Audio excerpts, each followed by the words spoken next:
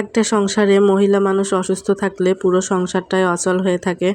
তো অসুস্থ শরীর নিয়ে সারাদিন কি করলাম সেই ছোট্ট একটি ব্লগ আজকে আপনাদের সাথে শেয়ার করব। হ্যালো এভরিওয়ান, আসসালামু আলাইকুম। তো আজকে সকাল থেকেই বৃষ্টি হচ্ছে বাইরে, আর বৃষ্টি হলে বাচ্চারা তো বৃষ্টির মধ্যে খেলাধুলা করে, রাস্তায় পানি উঠে যায়, পানির মধ্যে তারা গ্রামের মতো খেলাধুলা শুরু করে দেয়। তো এদিকে আমি চা বানানোর জন্য আদা থেতো করে নিয়েছি আর লবঙ্গ দারুচিনি দিয়ে পানি ভালো করে ফুটিয়ে নিয়ে তারপরে চা বানিয়ে নিলাম। আর আমার আজ কয়েকদিন ধরেই জ্বর, ঠান্ডা, কাশি আর শরীর ব্যথা, তো রান্নাবান্না সেরকমভাবে করা হয় না। তো এদিকে দুপুরবেলায় পান্তা ভাত খেয়ে নিচ্ছি। তো এখানে গত রাতে রান্না করছিলাম সেগুলা ছিল, আর ইলিশ মাছ দিয়ে পান্তা ভাত খেতে কিন্তু অনেক ভালো লাগে।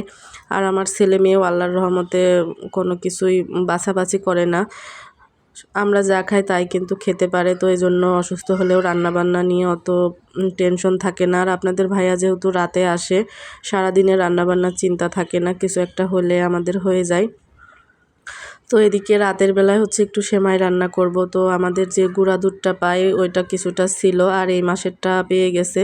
তো এই জন্য ভাবলাম যে গুঁড়া দুধ বেশি দিন বাইরে থাকলে নষ্ট হয়ে যায়, তো যেটুকু গত মাসেরটা ছিল সেমাই রান্না করব। আর এই তো এই মাসেরটা দিয়ে এখন এই মাসেরটা কৌটায় ঢেলে রাখবো। তো এদিকে আজকে গুঁড়া দুধ দিয়ে রান্না করব।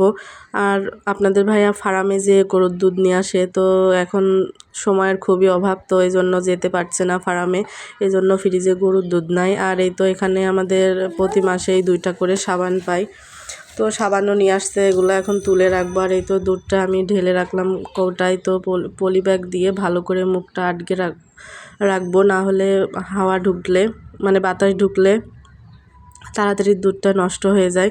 তো তারপরে চিনিটাও শেষ হয়ে গেছিলো, চিনিটাও ঢেলে নিলাম। চিনিটা এবার দেখতেছি লাল চিনি দিছে, এর আগে আগের মাসেও অন্য কোম্পানির সাদা চিনি দিছিল। তো লাল চিনিটা ভালো লাগে খেতে, আখের রসের আর কি একটা সুঘ্রাণ আসে।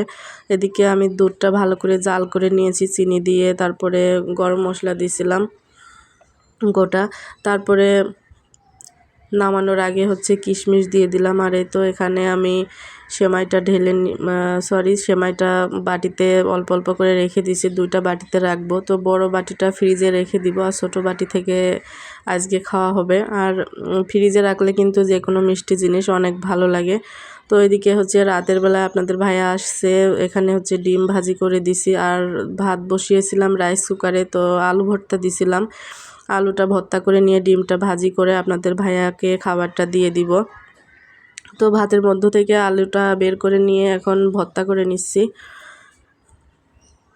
আর আমার তো কোনো কিছু এখন খেতে ভালো লাগছে না, জ্বর আসলে কিন্তু মুখে কোনো কিছুই স্বাদ লাগে না।